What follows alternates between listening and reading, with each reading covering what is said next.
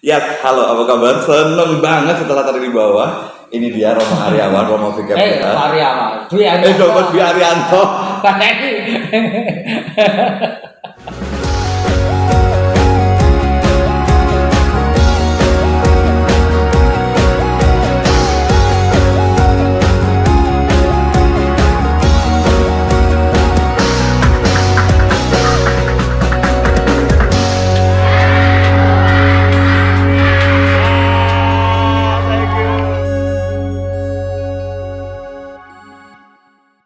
Halo, selamat pagi. Berkah dalam, apa kabar semuanya? Setelah tadi opening di bawah, ketemu di gedungnya yang luar biasa ini. Sekarang saya bersama dengan Romo Fikir Kedu, Romo Dwi Ariyanto sekaligus pendamping saya. Selama saya berada di Paroki Santo Ignatius Magelang ini. Apa kabar Romo? Baik, sehat. Baik. Sehat juga Romo. Ya. Sudah kayaknya semakin gemuk ini. Baru seminggu loh ya, Bo ya. Ya. Sudah gemuk kayak gini. Jadi di sini gimana sudah terasa makanannya? Makanannya luar biasa, tidur nyenyak bersama para Romo yang ketawa terus setiap saat gitu ya, Bo ya. Yang jelas ini pagi hari ini kita nanti akan ada 2 part nih. Part pertama kita akan ngomongin soal kefikiran, dan part kedua Anda harus tonton di vlog berikutnya. Itu karena kita akan ngobrolin soal panggilannya Romo Dwi Ariyanto ini. Beliau Dwi Ariyanto, saya tadi sempat salah ngomong, jadi kita harus cut lagi, kita ulang lagi. Ya, ini acaranya namanya Dialog Romo, dialognya dari Christian di channelnya YouTube dari Christian. Dan Romo, kalau kita bicara soal kefikiran, mungkin kan banyak teman-teman di rumah yang tidak tahu tentang kefikiran itu apa gitu kan. Karena selama ini mungkin cuma mendengar aja, oh ada kefikiran, ada terus kemudian juga keuskupan. Bahkan kadang-kadang kalau bagi teman-teman yang tidak banyak ke gereja gitu, ini akan menjadi agak-agak asing gitu. Nah, tapi sebelumnya Romo, ini Romo Ari ini sudah berapa lama berada di sini Romo? Saya berada di Kedu ini sebagai vicar itu praktis sejak Juni 2018 ya. Saya dilantik sebagai vicar itu pada tanggal 30 Juni 2018. Sejak itu saya menggantikan Romo F.E. Kresno Handoyo sebagai vicar sebelumnya. Memang saya sudah dihubungi oleh Bapak Uskup itu sejak bulan Januari 2018 saya dihubungi beliau. Padahal waktu itu saya masih baru di Paroki Santa Teresia Salam karena saya setelah di Komisi Pengembangan Sosial Ekonomi di Semarang, kemudian September 2017 saya pindah ke Paroki Salam sebagai pastor paroki. Kemudian Januari 2018 saya dihubungi oleh beliau Bapak Uskup untuk menggantikan Romo Kresno. Saya waktu itu memang agak menolak karena Romo Monsinyur, saya kan baru saja di Salam, masa saya harus pindah lagi? Enggak apa-apa, ditinggal saja. Akhirnya demi ketaatan saya kepada gereja dan ketaatan saya kepada Bapak Uskup, karena saya juga adalah pembantu Bapak Uskup, maka saya siap sedia saja untuk diutus ke kefikiran ini. Lalu baru mulai 10 Juni saya pindah dari Salam ke sini, baru kemudian akhir Juni itu saya dilantik jadi vikar di Kedu ini. Barulah kemudian saya mulai karya di kefikiran Kedu ini. Nah Romo, kalau mungkin kita lihat bangunannya tadi sudah saya tunjukkan ini adalah bangunan dari kantor dan keren banget loh ya, nanti kita tunjukkan kayak gitu. Untuk menempati bangunan kantornya ini, kalau Romo ini sejak kapan Romo? Maksudnya kantor untuk kedudukan ini ada? Kalau gedung ini dan juga area di Ignatius ini sudah disiapkan oleh Romo Kresno sejak tahun 2015 atau bahkan 2014. Memang gedung ini tidak semata-mata untuk kefikiran, tetapi gedung bersama untuk paroki dan kefikiran. Sebetulnya yang untuk kefikiran itu hanya 2 ruang. Di bawah itu untuk sekretariat, ditempati oleh Pak Budi, karya keuskupan dan sekretaris kefikipan. Nah, sementara saya waktu masuk di sini belum ada ruang kerja. Kemudian saya membuat ini dulu kan bukaan ya.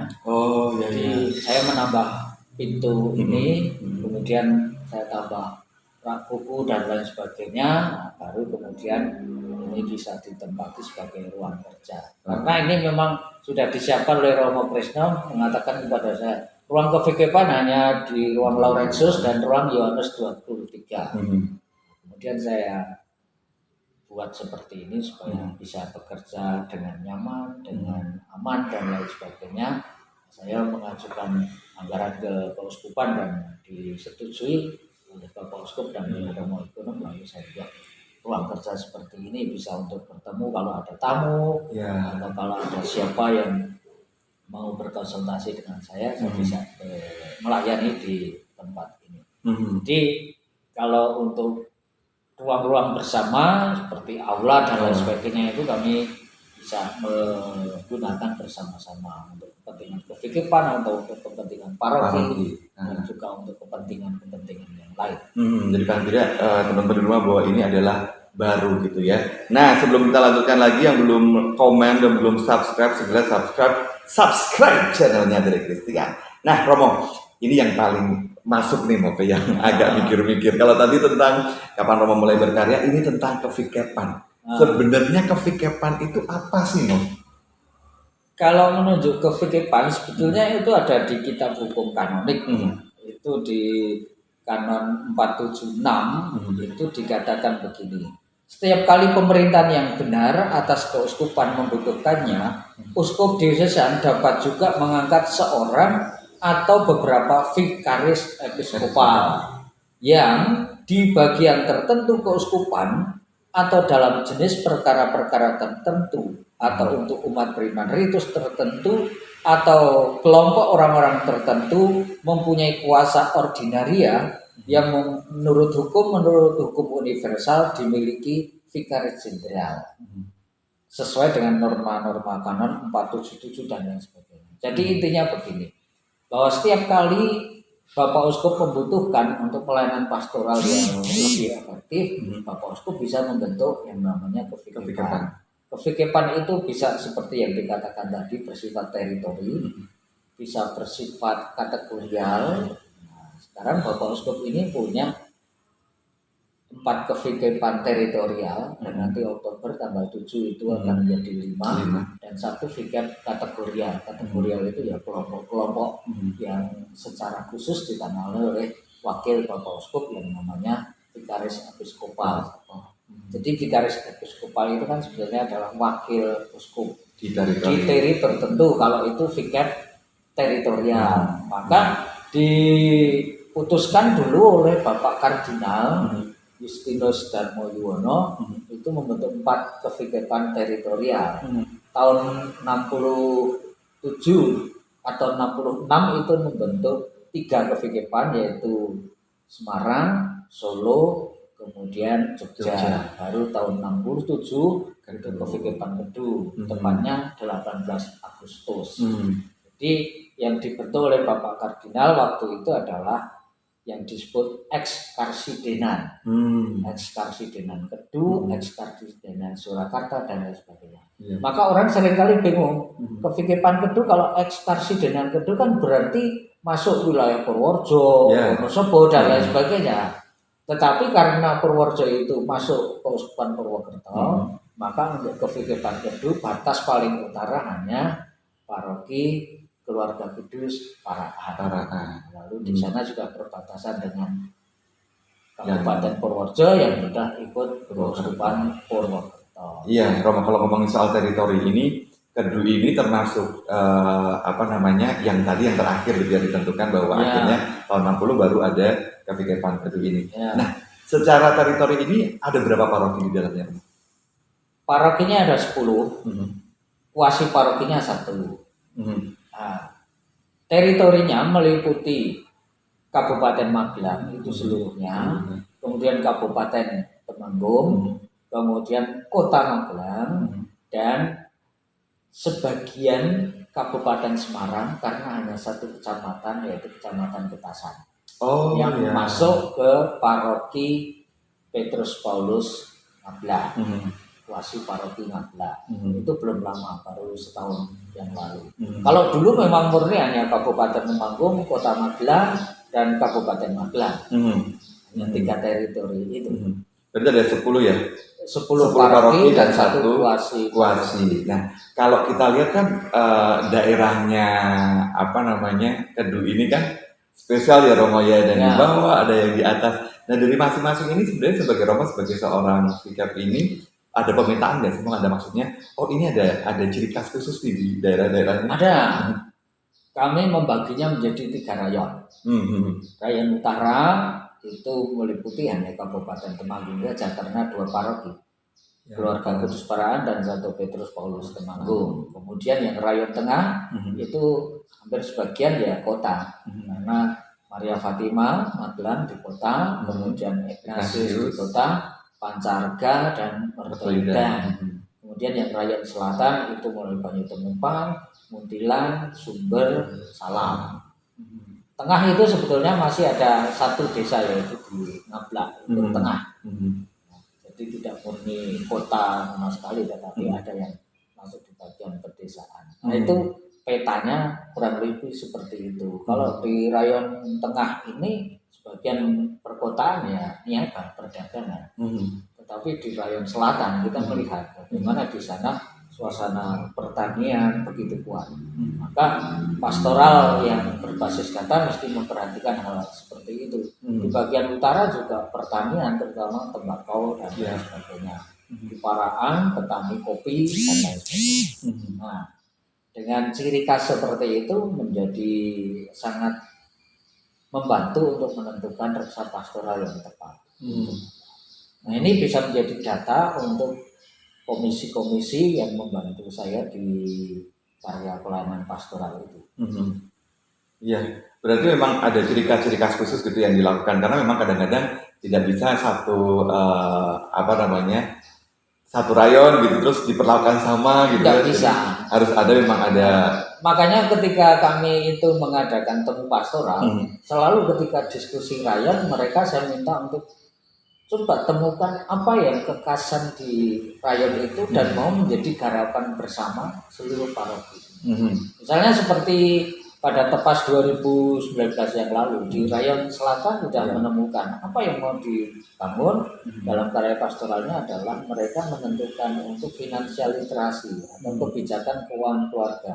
Bagaimana mengatur keuangan keluarga supaya sungguh bisa menata ekonomi rumah tangga secara baik. Dan itu ada 4 paroki ya. Muntilan, Sumber, Salam, dan Banyu Temumpang. Itu mereka berkumpul kemudian menentukan mengadakan pelatihan bagaimana keluarga-keluarga harus bisa menata ekonomi rumah tangganya.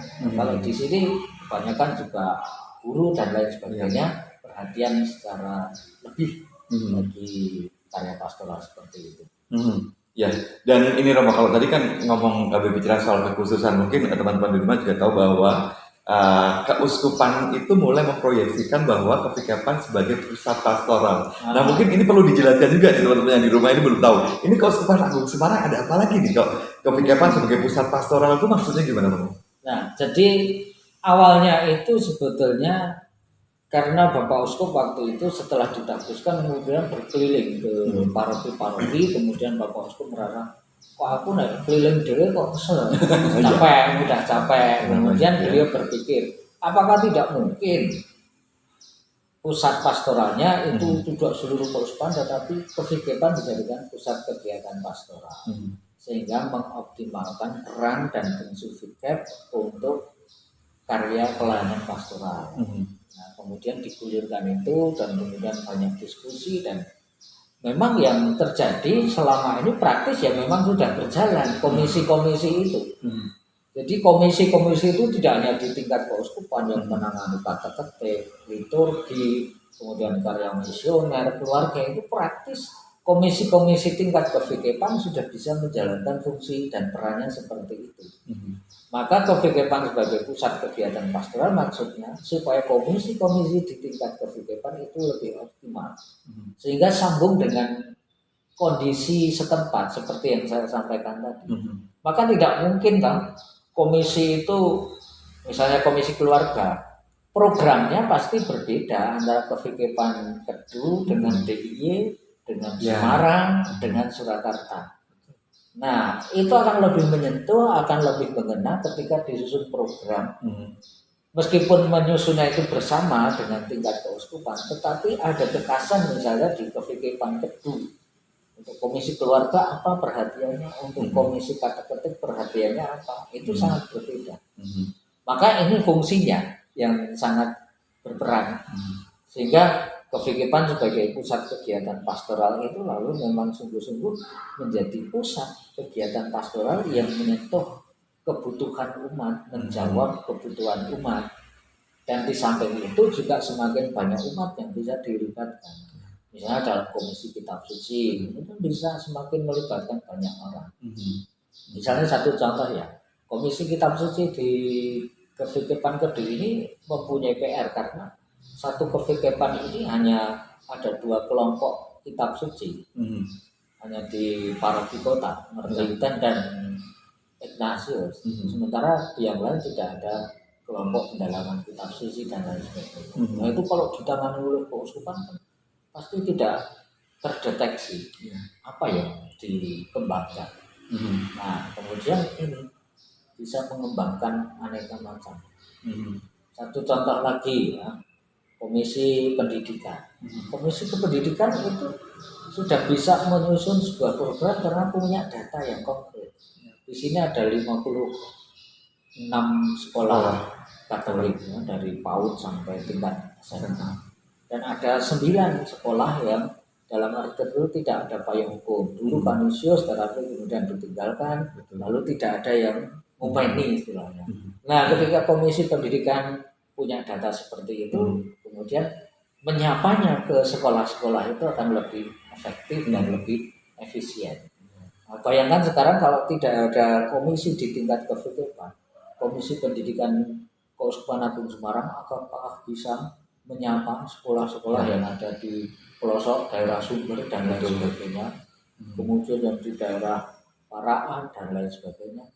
Tapi kalau lingkupnya, skopnya itu lebih kecil, itu akan lebih mudah dijangkau oleh siapa komisi yang bersangkutan.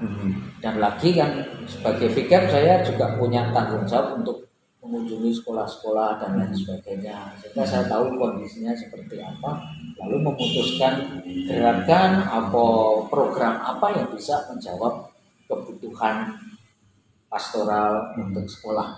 Nah, itu yang dimaksudkan sebagai kefikepan sebagai pusat kegiatan pastoral, sehingga langsung menyentuh dan menjawab kebutuhan umat.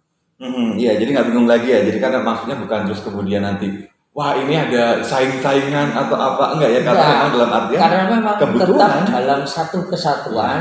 Keuskupan Agung Semarang misalnya, Keuskupan Agung Semarang mempunyai keprihatinan di dunia pendidikan, di dunia keluarga dan lain sebagainya.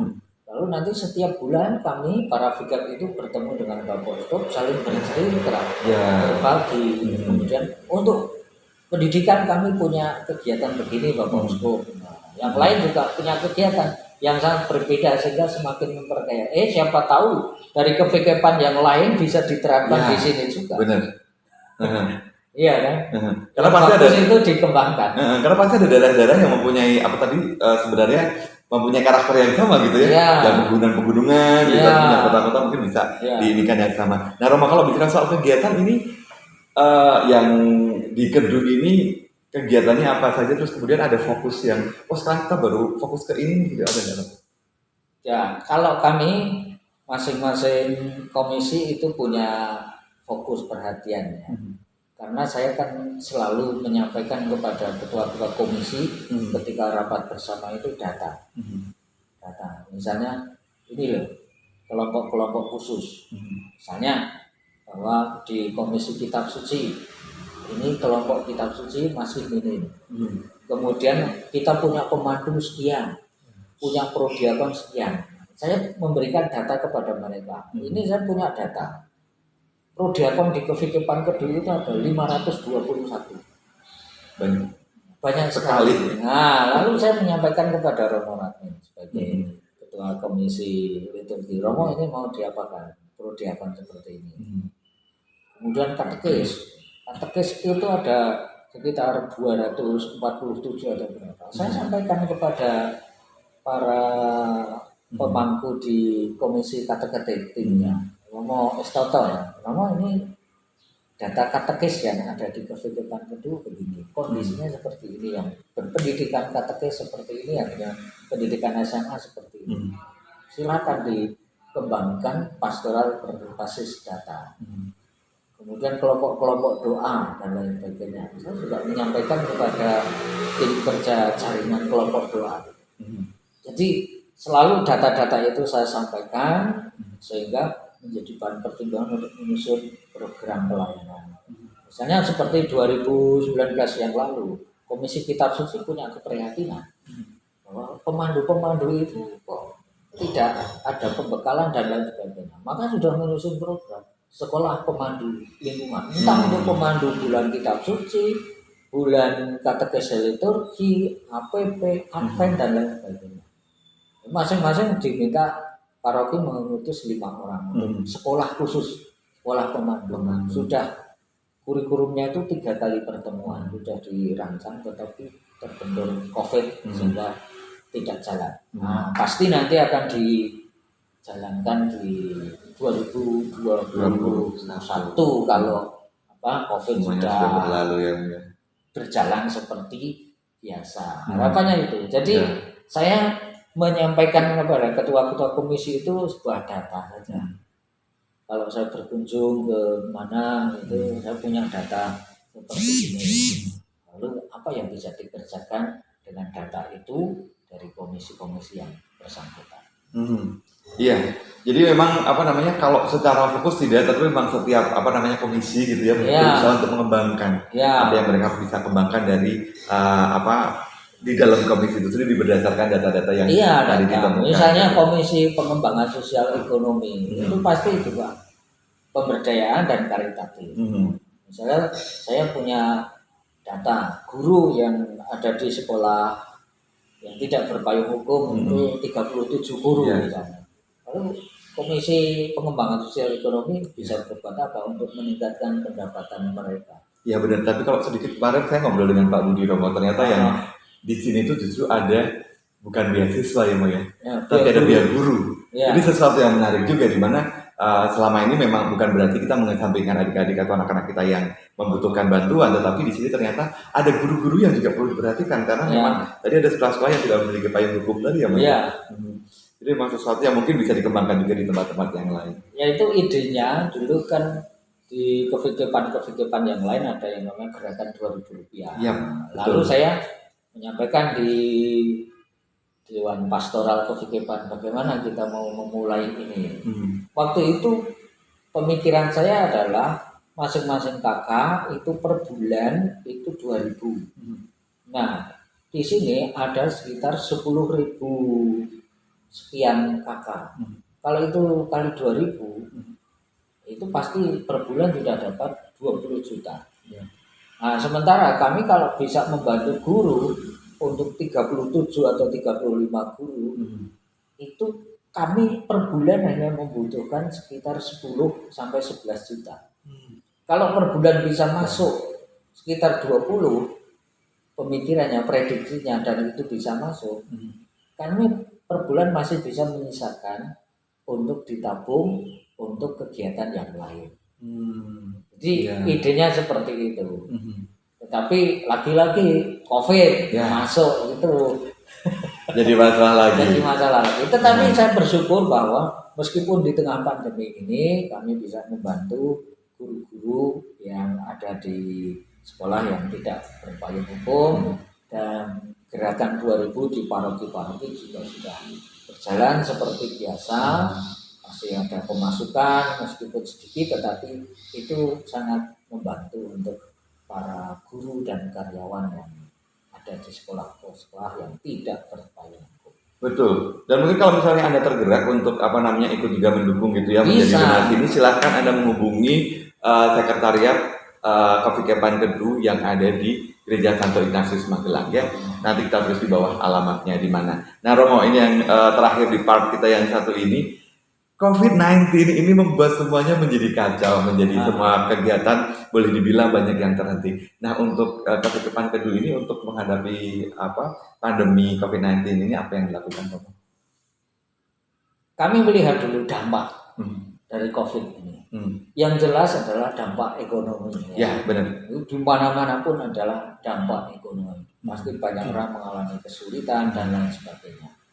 Nah, waktu itu saya kemudian bicara dengan Komisi PSE, Pak Budi dan moderatornya, Saudara, apa yang mau kita buat untuk menghadapi COVID ini. Ya. Waktu itu kami berpikir bagaimana kita memanfaatkan lahan-lahan paroki yang mangkrak dalam arti tertentu untuk ketahanan pangan.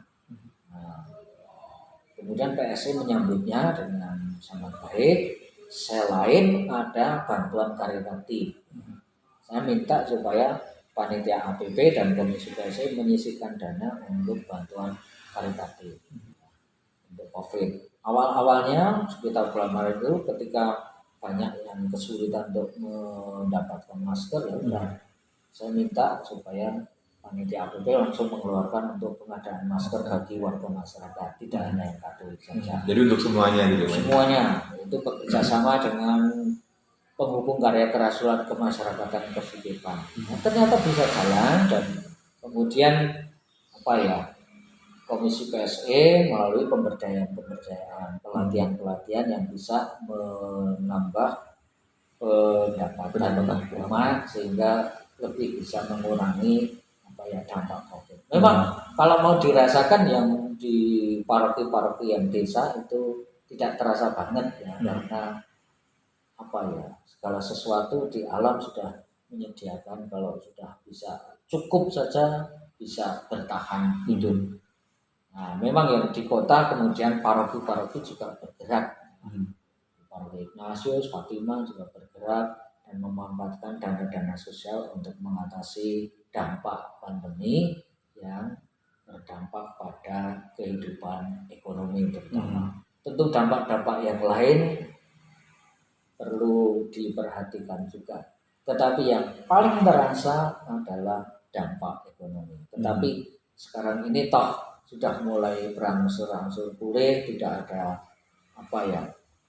dampak yang begitu mengkhawatirkan, umat masih tercukupi untuk kebutuhan sandang, pangan dan lain sebagainya.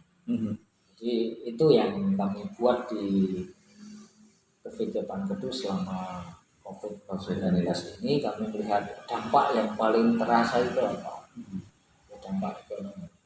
Dampak-dampak yang lain tentu itu dikembangkan terus menerus.